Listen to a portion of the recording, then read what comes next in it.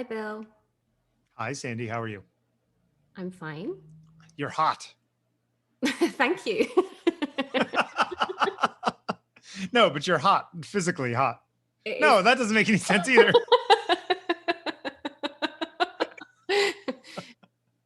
It's very hot here in Bournemouth. It's really Yeah, humid. That is what you mean. Am I that going is what I there? mean. A little bit? Um, Clarity of form. Speaking of seeing, hello Yeah. everybody. Conversation with Bill Wadman. Um, Clarity of I form. like the sigh before we even begin. That's good. Well, I'm just going to say before we started recording, when I said clarity of form, you seem to have a bit of a problem with the title, Clarity of Form. Why was that? The irony of it is that I don't know exactly what it means, but I guess we're going to find out. We are because I'm using the word clarity because clarity is a word that is often used in connection with the three artists we're going to look at this evening. And I put our little curated gallery piece together tonight based on something you said last time, which is about us talking about sculpture. And I realised that, I mean, we have talked about sculpture actually, and we've talked about installation before. Um, but we've not necessarily talked about what I think of as sculpture in its own right. And though this evening we're going to talk about a piece of work that could be classed as sculpture, the artist himself didn't actually like to consider his work to be sculpture at all. So we're going to open with Donald Judd, the great American artist. Mhm. Very, I think, quite a contradictory character in art history. Prolific writer, fantastic thinker. Theoretically, his work on what modern art really was, I don't think was matched at the time in the 60s. Anyway, this is from 1967. It's untitled. A lot of his work is untitled. And I'm sorry to interrupt you just one second. Do you think that the people in this era, because this is the era that this kind of art was made, this like really a lot of like minimalism and that kind of thing, that it was as much about the writing and thinking about the art as it was the art itself? often, Yeah. yes. But I think there's also, and again, this kind of pertains to the title as well. There's a sense that when with particular pieces of work, um, I suppose there's a transcendence of form through its clarity. And I just want to qualify something as well. You used the word there, minimalism. In actual fact, when I started out this evening titling for how we're going to have our sort of title slide, and I was thinking clarity of form, and I was thinking also maximalist, minimalist, because actually Judd really did not like being called a minimalist. He believed that to belong to a club like minimalism was not right for him. And in actual fact, there was nothing that united he and the artists of the time, who were all kind of lumped together in this umbrella term of minimalism. And he really kind of rather rallied against that. Wasn't it interesting? I mean, that's a larger question for another time, but the entire idea of schools of art or movements in art or, is all external. It's all someone else telling people generally what it is that they're doing at the time. No, not always. I mean, let's think about our very near history, 20th century art history, Sure. particularly. There were lots of self-proclaimed uh, groups and movements. They didn't necessarily need to wait to be called Dadaists. Um, Yeah, that's a good example of that. Yes. so no, I don't agree with that. But anyway, Judd, I do class as a minimalist, even though he himself would say no.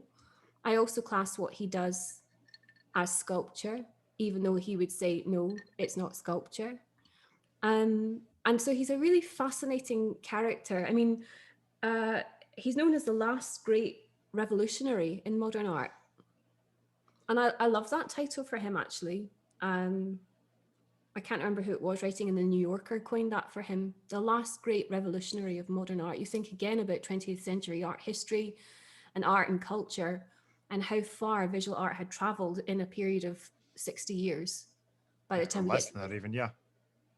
But to consider him a revolutionary at such a revolutionary time, and to indeed be the last one, the last bastion, until things did become quite maybe pedestrian after this point, or very similar for a long time. What would he call this if not sculpture? Well, I mean, he often referred to his work just as boxes or stacks, progressions. I mean, he started out as a painter. He swiftly moved into printmaking. He began figuratively, as many artists do. But this move into kind of abstraction, coming away from necessarily representational art and form, gave rise to this kind of work. And the clarity, I think, that is written about so widely, again, you could cite loads of different articles about Judd from all over the place, where researchers, academics, scholars, journalists have all used this word clarity about his work. The formal elements in his work somehow do go beyond the ordinary. And yet here we are, we're looking at something on the screen, just in case people aren't familiar with Judd's work at all. This is a very large piece of work. This is about, I would guess, 2.5 meters tall in totality. It takes a big space to fill, and it does have an impact on the space. You know, I remember when Tate Modern opened in London, as a young art student, I had always loved Judd's work, but I'd only ever seen it represented as photographs of sculpture. And I remember going into Tate Modern, and they have a piece in the permanent collection. This sounds really daft, but I found it so intensely beautiful that like it was overwhelmingly emotional just to be in the room with it.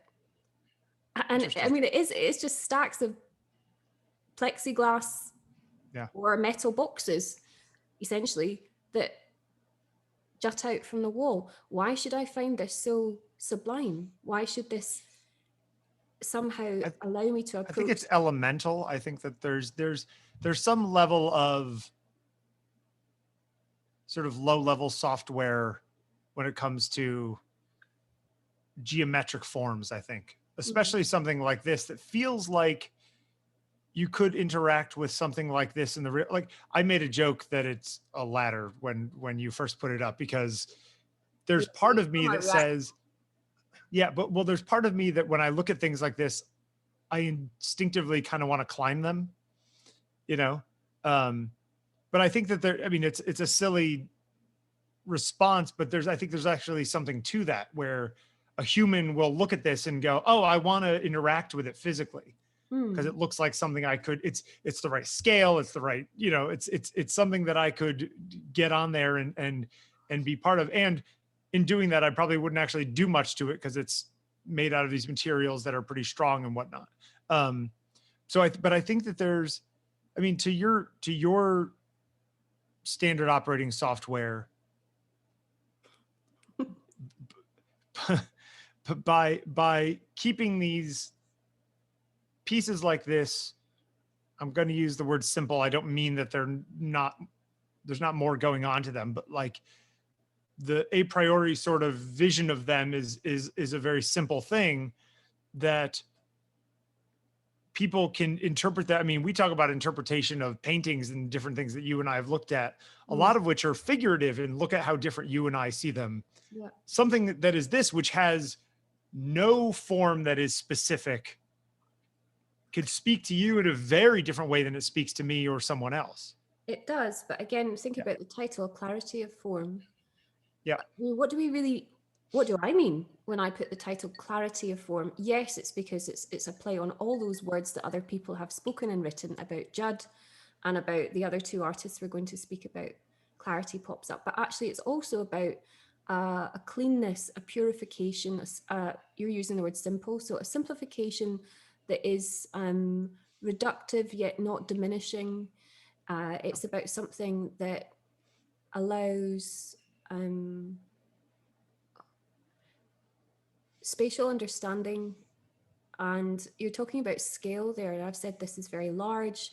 to you it's the right size to climb. Yeah. But Is also, I want to just people listening to imagine, you know, I'm quite a small human, and to me, this is actually vast. And though I raised my eyebrows and made a fuss when you called it a ladder, of course I know what you mean. And of course, Yeah. I question also in Judd's intention, did he ever consider that, you know, there was an element of ascension? You know, I think if you make anything vertical that looks like steps, you're going to think that there's got to be an element of that in there. I mean, he wasn't always making stacks that were, you know, he didn't always make verticals.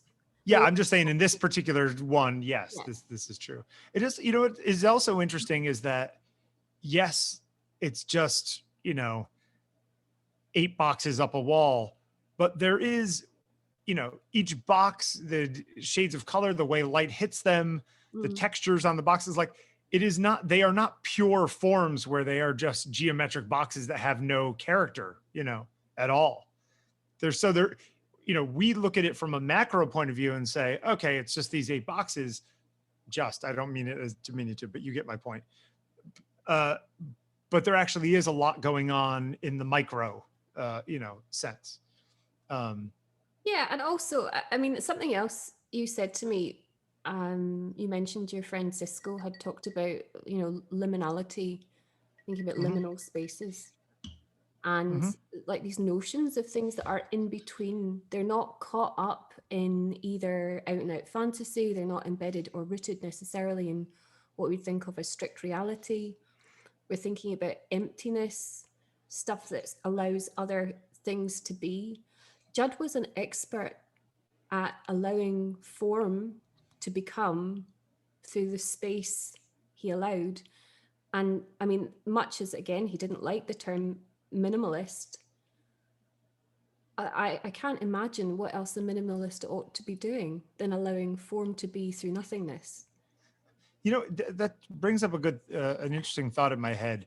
Do you see this as an additive piece of 8 boxes, or do you see it as someone who took a large vertical box and took slices out of it, and so it's a subtractive process? Why are you laughing? Because it's something I think about all the time with this. And Especially with this one, yeah. yeah, and again, going back to the one that's actually installed at Tate Modern in London, each time because I go particularly to visit it. It's like going to see an auntie or something. You go and visit it and stand with it, and all this other people wander around and maybe don't even really notice it. But often the question comes up for me over and over is like, is this presence or absence? And I never ever get to the bottom of it. And it Do you changes. feel different ways, different times? I always feel overwhelmed by it. Because to me, and again, this is something I think is so strange. I found it so profoundly beautiful. I'm not exaggerating. But each time I can't quite get purchase on whether I'm experiencing the space or I'm experiencing the form. The space in this particular, in this example, being the room it's in at Tate Modern, or the could be any room. Does that make sense? Like It could be any room, but yeah, also okay. what I mean is that there's a particular sense that, I mean, sculpture is so interesting dynamically for human participation, because we're active with sculpture sometimes in a way that we aren't with still work.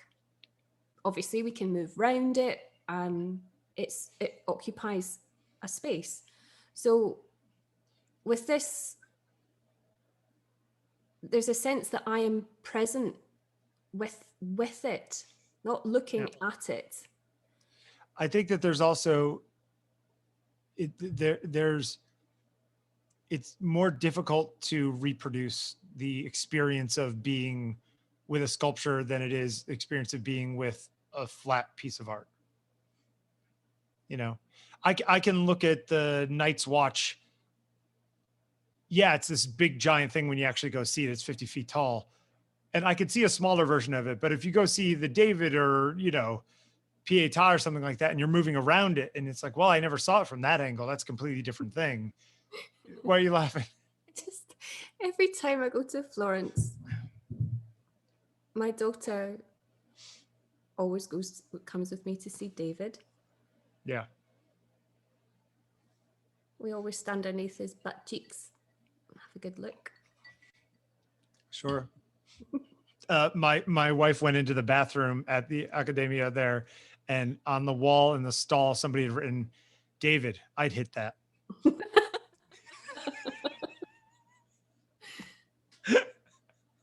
Wow. But yes, okay. So yeah, I mean, it's yeah, I mean, but there's an element of that, right? How often do you see a photograph of the back of David? You know, it's 5% of the times that you see a photo of it, you know. Can I just say what's also really interesting about this, just even speaking to you about this evening? Sometimes we talk about things that are quite challenging, and sometimes we talk about things that are sad. And though this might appear to not be in any way emotional, I find this piece brings me intense joy. Do you think that there is something else imprinted on it? Did you see it? I mean, it's not that I'm dismissive. I like this piece, but I don't have quite the same reaction that you do. Do you think that did you see it at a particularly emotional period of your life or something? Like, have you imbued it with some meaning that is personal? Does that make sense? I'm not sure of the answer to that, really. What I do know, again, as I said, is that I hadn't ever seen it in real life until I was probably, well, I can't remember how old I was when Tate Modern opened. Wait, when did that open? I'm trying to think. It's been open more than 20 years, hasn't it? Yeah, I mean, I think I was still an art student at the time, and anyway, but I knew it. I knew the work, and I'd seen it, and I'd always loved it. And perhaps it was because it was so formal. Now, I like formalism. I like formalism in my photographs. You know, when I make photographs, the sort of there are elements, I suppose, that have filtered through even from Judd as a so-called sculptor. Sure, but those diagonals hit the corners of the frame. Yeah, but also it's just about a cleanness, and again, the word clarity. And I mean, we could talk about this purely visually. Well, I mean, okay, the clarity is an interesting concept, though, when it comes to even this piece, or in general, like, why do we assume that because something is simple, to use my word, that it is obvious or clear or clean? You know what I mean? It sounds reductive. I don't mean it to be. You know, there are things about this that are actually less obvious than a Van Gogh that could be in the next room. But we see there, we claim or feel or think that there's clarity in simplicity, when sometimes there's complexity in simplicity. Oh, I know, but hang on. Clarity and complexity are not, you know, they don't have to be separate, do they? No, you're right. But simplicity and I don't think Are we talking about clarity of meaning or clarity of form? What do you think, Bill? I would say that this is clarity of form, but not at all clarity of meaning. Fine. So,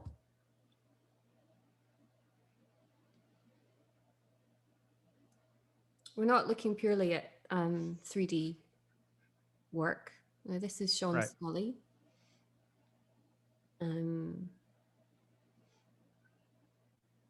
Also considered to be a titan in his field. He's a living artist. Born in Dublin, he grew up in London, and I think now lives in the States somewhere, I'm not sure. Yeah. I mean, tonight brings me delight because actually the three things we're looking at are all artists that I really love. The work is something that to me is kind of profound, has its own language of amazingness. To others, it might be completely obscure. And as going back with the Judd, I experience others experiencing Judd's work and noticing that they think it's just nonsense, it's rubbish. And I wonder about that for you with things you see. You frequently go to MoMA, you do see a lot of modern art. You and I have talked about abstract modern art in the past, and we've also talked about stuff that could be abstract modern art, but in actual fact, as you delighted in, was just a photograph you'd taken of layered spaces in the subway. I, by the way, did not delight in it at all. It was very painful. But yes, go ahead. When you look at things like this, do you approach something or move into something in yourself to access them? Do you have to go sort of to an external place in order to feel like you gauge these pieces? Or does everything you think or feel rise up from within you? No, I feel like I have to go to it. It doesn't come to me. I feel like I need to do work to understand it. Does that annoy you? I mean, per our conversation last week about music, it is one of those things. I don't think about music. I have to think about visual art. So also going back to our conversation last week, you did say to me, do I ever have these sort of very kind of profound experiences through looking? And I said, yes. Yes. So these are examples of those things. I think about, and that's interesting to me because I look at and think about and understand these works, but I do it from a,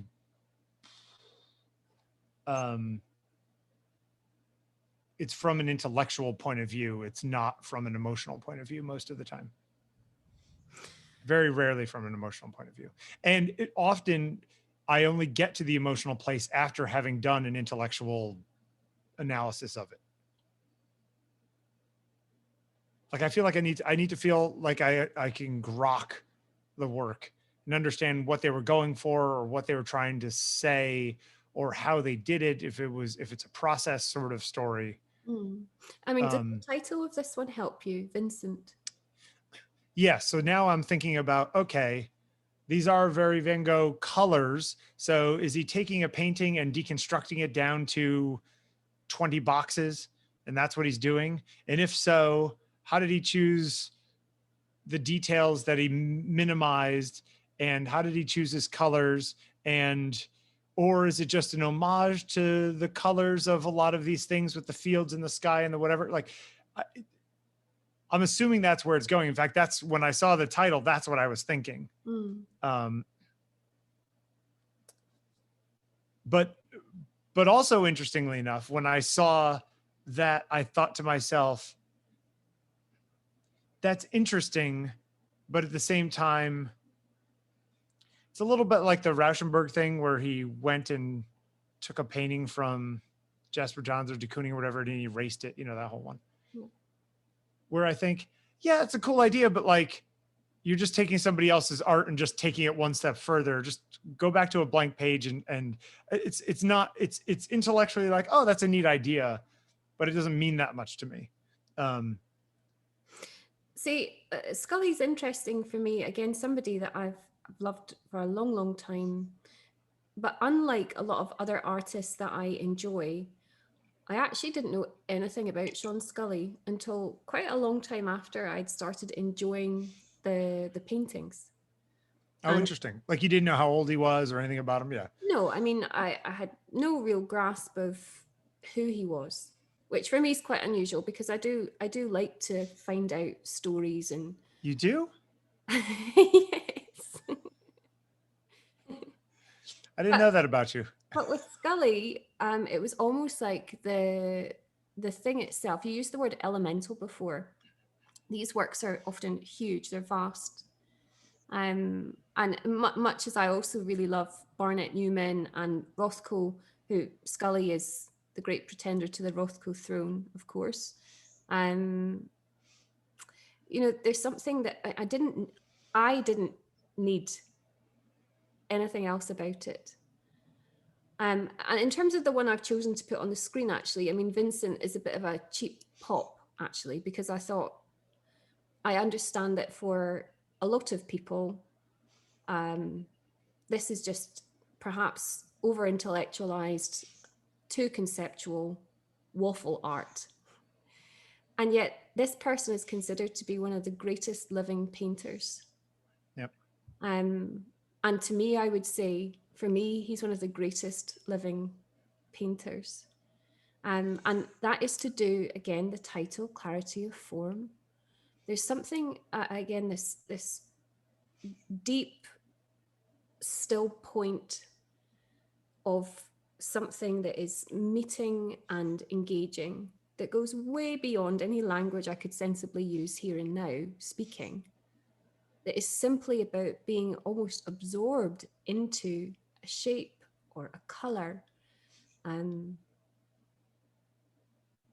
in that sense, there's a relationship with a painting that is actually not even a relationship, because that would imply there are two separate things. I feel like there is no separation between me and these paintings. And I have been with somebody in a gallery looking at his paintings. And they're like, hey, Sandi, I want to eat eventually. No, just kidding. Well, kind of, yes. But also with my friend finding his paintings overwhelmingly oppressive. Oh, interesting. And how big is this one again? This one is, I think, probably about 1.6. It's not maybe that big, but what's really good is if you are interested in Scully, anybody watching as well, and you don't know him, just to see people looking at his work in a gallery, because thinking about the size of these shapes within the canvas, you know, the relationship of space and size physically in the physical realm, as one approaches the canvas, these are large areas of color in their own right. I don't know. I mean, have you ever not felt as if have you ever not felt, what amazing use of language is that?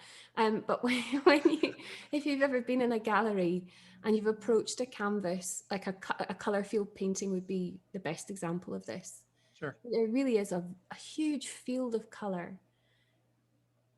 I mean, do you enter that, Bill? Oh, I see what you're saying. Yeah, sure. And I mean, especially with something, if you're saying this is, as we on this side of the pond would say, about 5 by 5 feet, you know, each one of these boxes could be the size of a small painting by somebody else. You know what I mean? Like, so it almost feels like a mosaic of its own. I will tell you, do you feel, does color vibrate for you? Are you one of those synesthesia or whatever it is people? I don't think I'm synesthetic, but I do think I have a heightened color. Yeah, I do have a heightened color sense. Yeah. Because I mean, I think that there's also something to that. I generally, God, I'm totally beating myself up here, but like, even in my own work, a lot of times somebody will say, why is that red cup up there on the shelf? And I'd be like, oh, I didn't even notice that red cup up there. Or somebody says, how would you not notice that red cup? It's this giant red cup up in the thing. That's pulling my eye. And well, the thing when I first interviewed you about your work. Oh, was the stuff about the color of the clothes or something, or the, multiple colors. Yeah. You're always photographing this color. And you're like, no, I'm not. And I was like, yeah, yes, I'm definitely not doing it consciously. Yeah. Or color in my images. I mean, other than just the general saturation of it, I don't look at, I think I'm a little colorblind in the blue-green areas, or tend to be less saturated to me. I think I'm actually like a little less respondent to blues and greens and shades of blues and greens. Anyway, this is all to say that I think sometimes when I look at paintings, I don't know that I'm getting all the information that I should be getting. Oh, Bill, isn't that one of these amazing things you say sometimes, that it's like an extraordinary thing? How do any of us know that we're getting all the information? Well, And that's what the, we're high in our grad school dorm thinking about like, is the green you see the same green I see? Yeah. No, but there's so much in that. How do I Sure. know what I'm supposed to see? And that's why I think this is why often, you know, and as you know, I'm ruthlessly torn apart about this in certain circles, where assumption is fine, because do you know what? Unless someone is going to come up to me with a banner or a megaphone or something and tell me in my face exactly what I have to think, which of course I wouldn't like anyway, why shouldn't I think what I think? I enjoy being able to look at these things and disappear within them if I want to. And hold on a second, I got to order a megaphone from Amazon. No, I know you're right. No, you're totally right. You know, you know what's funny about this particular work though is interesting to me because, I mean, I see the colors and I can match the colors to the kind of colors that I've seen in Van Gogh paintings, assuming that's where he's going with it. It definitely has that kind of shades. Maybe that is, maybe it isn't. But I also look at these two boxes in the upper middle, the dark, I think it's like a dark brown and a dark blue. I don't think it's black. I think it's like a dark blue. And how that dark blue one shifts down just a bit into the boxes below it. There aren't stiff horizontals and verticals in this. Like there's times where it breaks, horizontal and vertical lines. In the, up until I think the late 70s, he was working almost exclusively on really like grid paintings. Yeah, he's breaking the grid here, and that makes me uncomfortable. Yeah, and so then later he starts moving out of the grid, and these, as you're describing it, like I would call them bleeds. Yeah. They are spaces of real power, actually.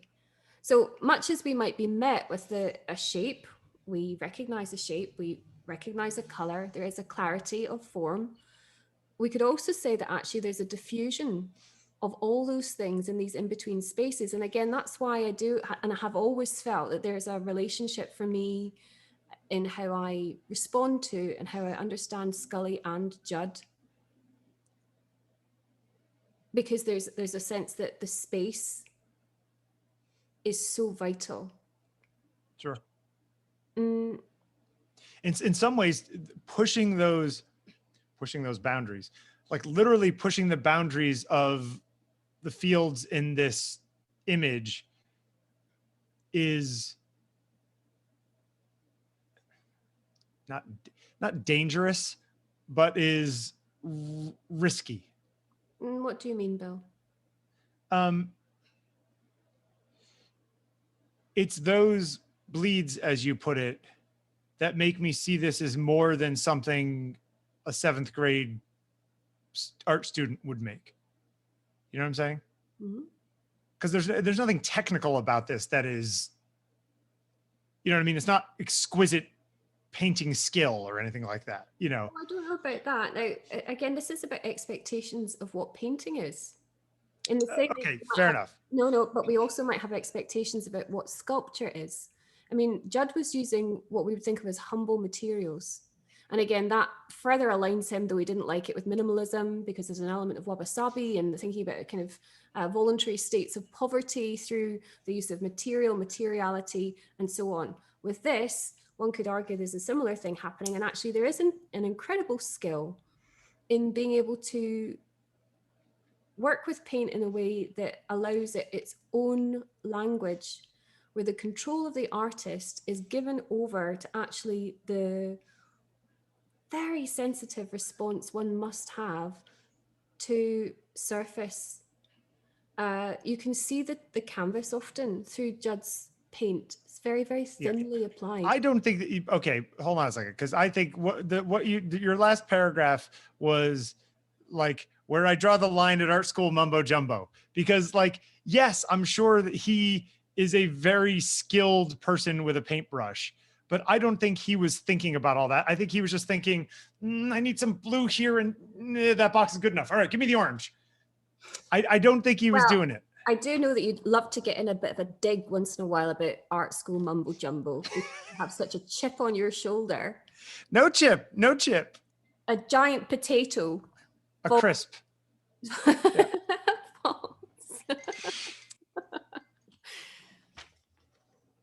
What do I know? Honestly, nobody gives a crap if someone's been to art college. No, but that's not, I mean, joke aside. I mean, we used to talk about this sometimes on a show I used to do. And where occasionally should I just put a link to all your old shows to 326 episodes of me and Jeffrey talking? No. Yeah. People can find it. But there is a point at which I wonder how much the person making the art would agree with that, or they just be like, oh my God, that's just full of crap. Like, I had a paintbrush, I made a thing. I take your... The thing is about that is no matter how high or low the artist's intentions might be, the response of the viewer participator is the thing that is often the most interesting. And so if I choose to fill these spaces with art school mumbo jumbo, or indeed if I find myself in a space that has not intended to bring me to the cusp of the sublime, yet it does, I don't feel any shame about that. I don't think you should. Listen, for example, like the sort of burgundy one in the middle, right? This box in the middle. Mm-hmm. Along the edges, especially where it's meeting the yellows on either side, the straw sort of color. There's some really nice moments in there, but I don't think he sat there and said, oh, this is going to be perfect. I think he just moved his brush a little bit. It was kind of cool. And he left it, and we can look at it as this complicated thing when actually the thing that made that was actually very simple. And it's okay that it's simple in the creation of a complicated thing. I think sometimes simple thoughts and actions can have very progressive, explosive consequences without giving those simple acts superfluous meaning. Does that make any sense at all? Mm-hmm. I don't know. That's just where I'm sitting. But go ahead. I didn't mean to go on a tangent. No. It's nice for me this evening to listen to you, because I could talk about this all night. I could talk about the Judd sculpture for honestly hours on end. And I don't know why particularly, really. I mean, I can say the art school mumbo jumbo, and I do know, Bill, that a lot of it is art school mumbo jumbo, but really, it's the language we choose to discuss these things, which is fine. There's a point at which I wonder how much it actually adds, or how much it just adds complexity to something that doesn't need added complexity. I'm just going to read something that Scully said about his work. Sure. I'm going to get some glasses. Hold on a second. All right. Sorry, my eyes are starting to hurt, so I'm putting glasses on. Okay, go ahead. They're big, ugly glasses. Should I go and get my big, ugly glasses as well? No, absolutely not. Wow, that actually is really out of focus. All right, go ahead. He said, the whole point of painting is that it has the potential to be humanistic. Wait, the whole point is that it has the potential to be humanistic? That's the end of the quote? Yeah. And there's a huge sense of tragedy in me. He's like a comedian. Do we know where in America he lives? No, but if I was going to cast kind of stereotypes, thinking about a very sensitive and serious... He lives in upstate New York. Man who was born in Ireland in 1945. Yeah. There's something about that. There's something kind of Joyce meets... I don't know. There's something literary, and there's a fine tradition, isn't there, in these kind of Celtic arts? Sure. Of this brooding Yeah. quality. Sure. Do you think that that brooding quality? I was actually having this conversation today I was sitting with my friend Sally for lunch just a few hours ago. And we were talking about self-promotion and she's a mural painter, and somebody said, you need to put your name on every side of this thing that you're painting. And she's like, I don't want to put my name on every side of this painting. And she's Australian, and I was like, yeah, either would I. Why don't you want to do it? She goes, because we don't do that in Australia. And I said, I know, I grew up in New England where it's all this puritanical whatever. I don't want to make a thing about it. Do you think that this Irish born, now American guy who's 75 years old is still carrying around the sort of Irishness of his heritage while sitting here in America somewhere painting his paintings?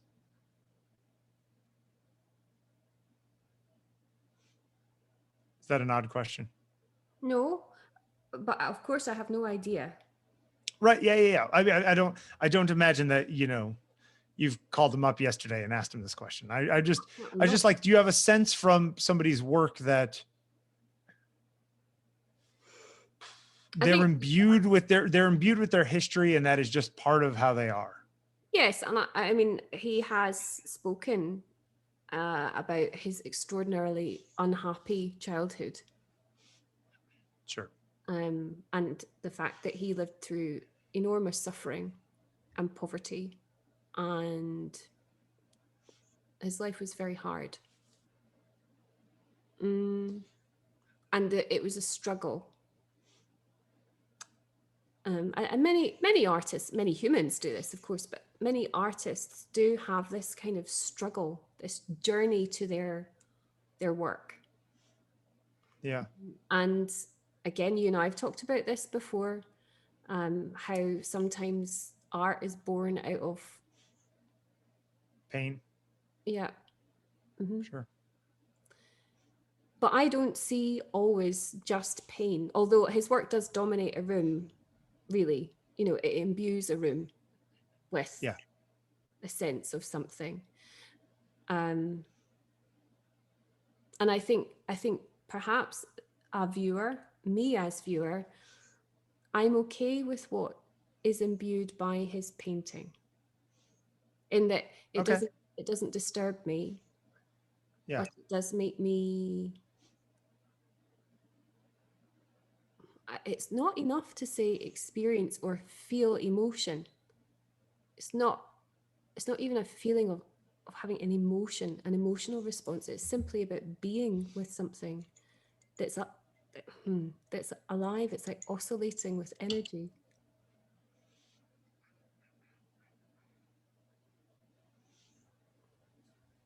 It's, it'd be interesting. Wait, can you go back just one second before we get to the Miller one? Do you think if you made this piece monochrome, took it into Photoshop and said, make it black and white, desaturate, or you made a piece that was literally just pure color bars of each of these colors next to each other, would one of them move you more than the other? Like separating the color from the form of a piece like this.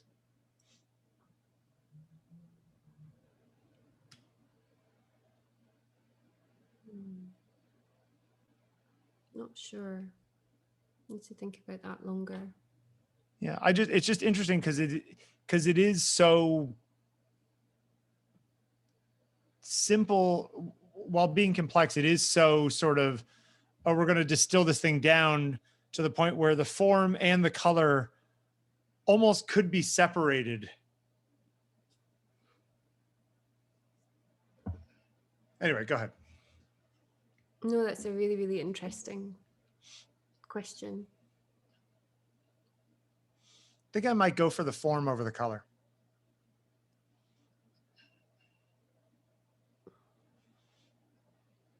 So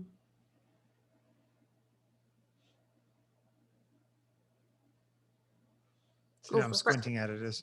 For purposes So of the presentation, I would say that you know, we're thinking about clarity of form, but I think in this case the color gives rise to that clarity.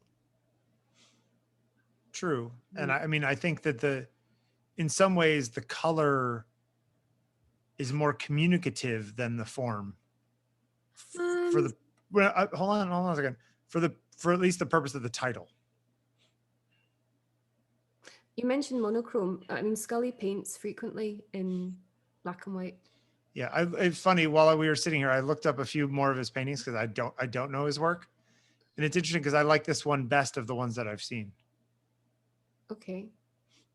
It's just interesting how, you know, because it's sometimes you and I look at a single piece by somebody, and I think taking one piece of somebody's work, of somebody's body of work out of context, and it could be a tangent they took and not like a lot of their other stuff.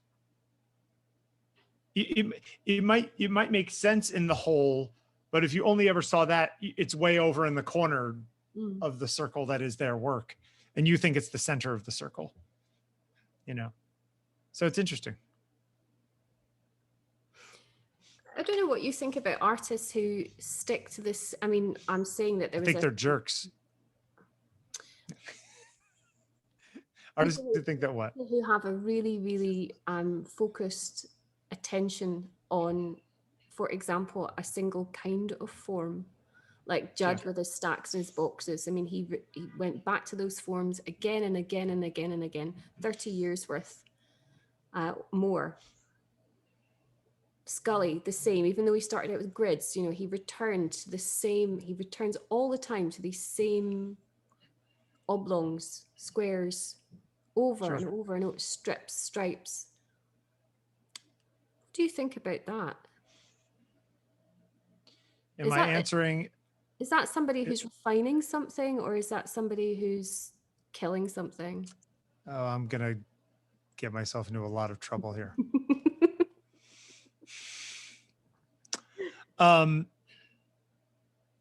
Okay, we're going to separate this into multiple streams here. Number one, I think that a lot of people find success in some particular thing. It is very difficult to do something different if people are expecting the thing that was successful. I think that's a huge element of art. Oh my God, people like the stuff that I did that is boxes or whatever. I guess I'll just keep making boxes. That must be a good idea that I had. Or, you know, I tried making something that wasn't boxes and they didn't buy those. So I guess I'll go back to making the boxes, which they do buy. I think that is a huge element of art that we don't like to talk about because we like to think about art on a purely sort of theoretical academic, we're making something level, but there is a economic element of all of it.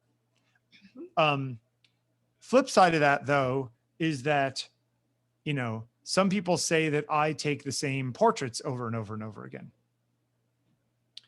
And to that, I generally answer, yeah, because I haven't gotten it right yet. And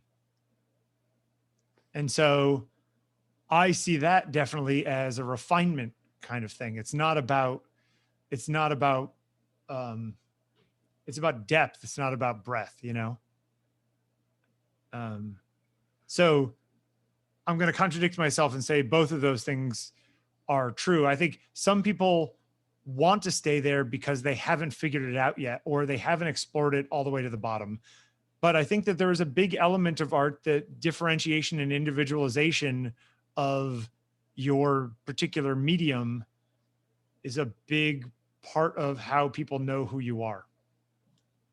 It's one of those things that I actually like. I'm not a huge Picasso fan, but one of the things I really love about Picasso is that you could go someplace like MoMA and you can see 8 different Picassos that look like they were from 8 different artists. And you go, wow, that guy took chances and zigged when he should have zagged, or, you know, he went all over the place. He really changed it up, or changed with the times, or maybe he was following the times, or we can have arguments from here to the end of eternity. But I think that there's something to the idea of, I'm bored with this. I'm only going to start doing, I'm not going to do that anymore. I'm going to do this instead of that, even though that's what people are expecting. It's kind of fun. I've never had the guts to do that. So there's my answer. Could probably go for another 2 different elements of that, but I'll refrain. We only have so much time in the day.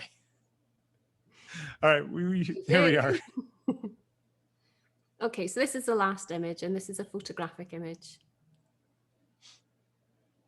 It's by Garry Fabian Miller, UK-based living artist. So wait, I'm sorry. Just to be clear, I don't know this work. Is the photograph the work, or is it a photograph of the work? If that makes sense. The photograph is the work. Okay, got it. And he has worked really since, I think, the early 80s, exclusively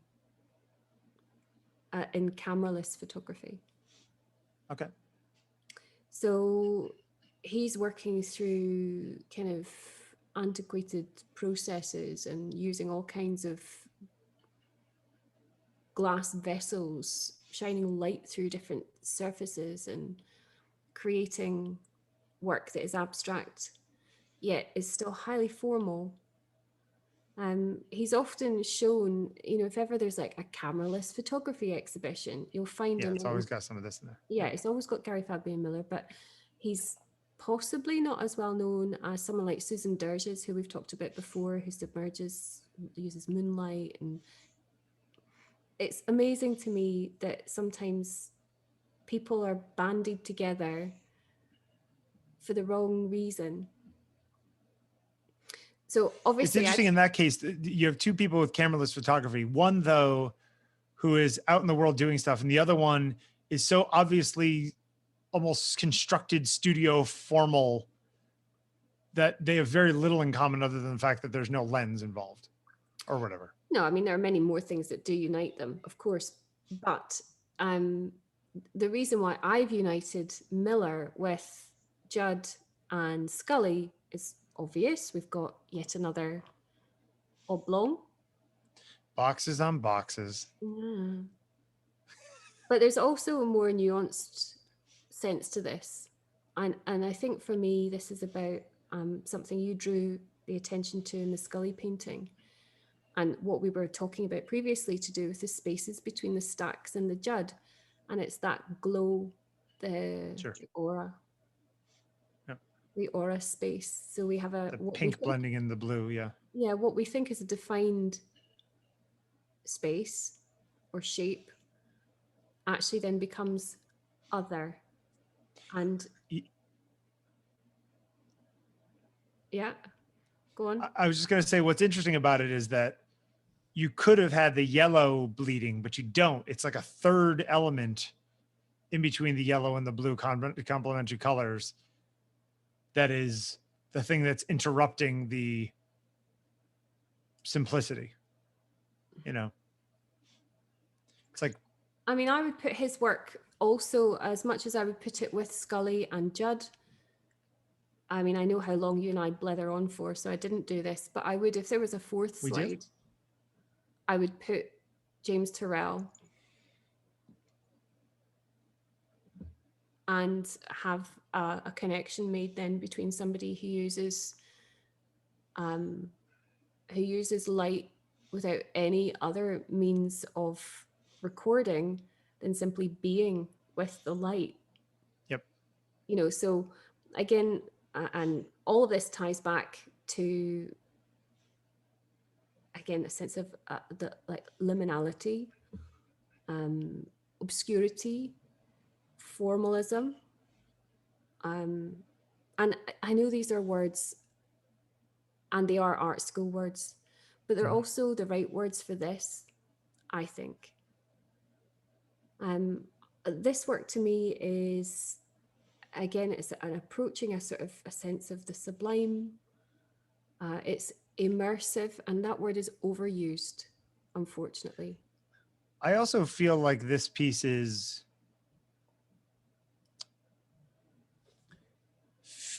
maybe it's the colors. I don't know. It almost feels science fiction-y to me. It feels futuristic in the sort of 80s sense. Lots of people find this death-like. Death like? Hmm. Death like? Yeah. How so? I don't get that. Um.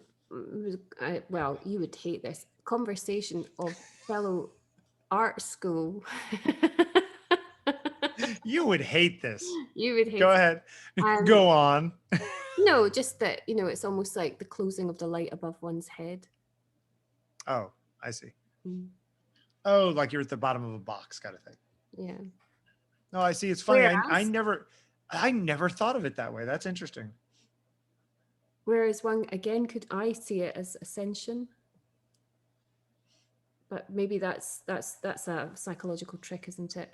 It's Um, funny. I didn't see either of those. I literally just saw it as geometric boxes. I never thought of it as a perspective drawing.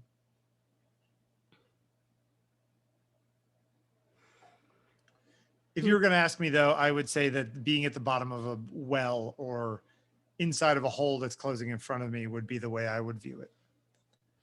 Also, I mean, in a much more ordinary way, when I'm underwater, right at the bottom of the pool, and I look up, Wait, especially goggles, no goggles. no goggles. I don't like goggles. You just open your eyes underwater Yeah, and this is what you see. Okay. and yeah, so and also because where I swim is a glass roof, so in the evenings, the light is often very honeyed. And I mean, that's just a personal anecdotal thing, but I see this about rising up, coming to the surface. By the way, is it nice to be able to swim again? Oh, it's amazing. It's amazing. Yeah. It really, I don't know what it is about swimming, but it just makes everything else okay. Yeah. And even when I'm feeling rubbish, I go to the swimming pool. Even when I'm exhausted, like tonight I'm exhausted. Sorry, everyone, I know this is very dull for you to hear, but I was really tired.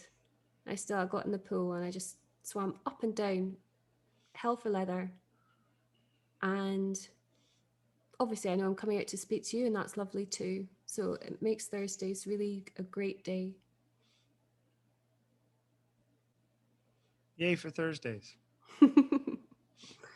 Anyway, Bill, listen. Yes, ma'am. We've got rectangles, divisible horizontals, verticals in Fabian Miller's work. He's drawing upon antiquated photo techniques. And yet, to me, there's no position of time, space, or place with this unless one wants to project onto one's own story. Do any of these Man, hold on a second. Doesn't the second one seem so desaturated compared to the third one? It's like this looked like it was a lot of color. And then you go to the last one, you're like, holy crap, that's a lot of color. Yeah. And you go back one, and suddenly it seems muted. Yeah, it is. But actually, I mean, Scully's work is, to me, is very muted, but that's part of its beauty as well, because again, in the presence of the canvas, I mean, you started to do it just on the screen there, but in the presence of his canvases or his big pastel pieces, you really do start to see, even when you think it's a black and white painting, these really subtle shades. Yeah, it's just so beautiful. Anyway, Judd, Scully, Garry Fabian Miller. Do you see the commonality and a clarity of form? Yes. Am I supposed to say yes? That's it. Goodbye, people. Thank you. Yes, thank you. Good night. Tip your waitress. Sure. Yeah. Although, what's interesting about it is that in some ways, the Judd is the most simple or clear. Use the clarity. And yet at the same time, because it's in 3 dimensions, it's actually the most complex of the 3 of them.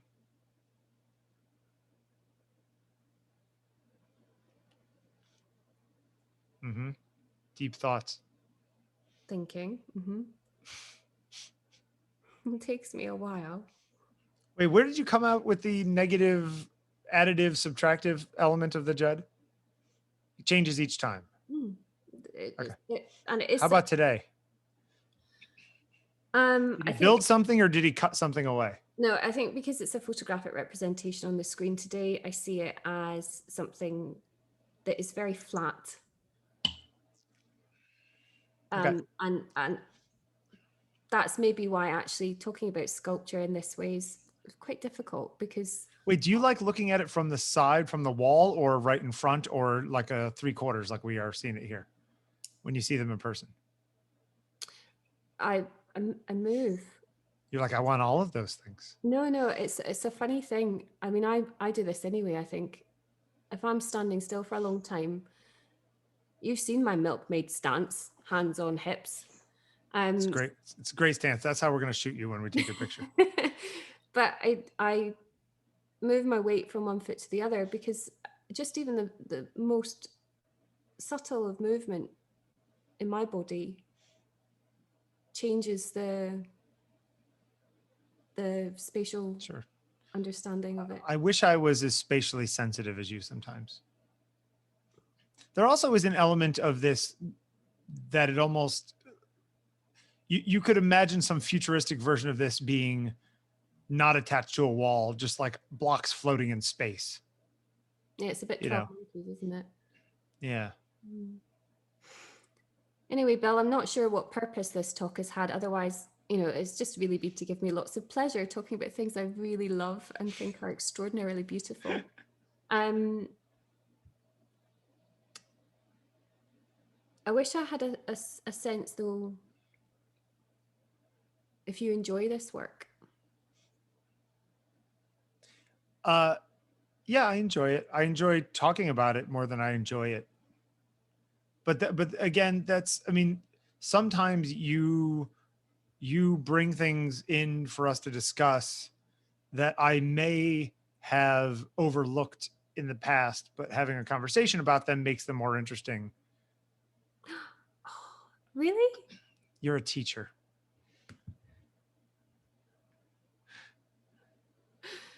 Well, it's always a pleasure.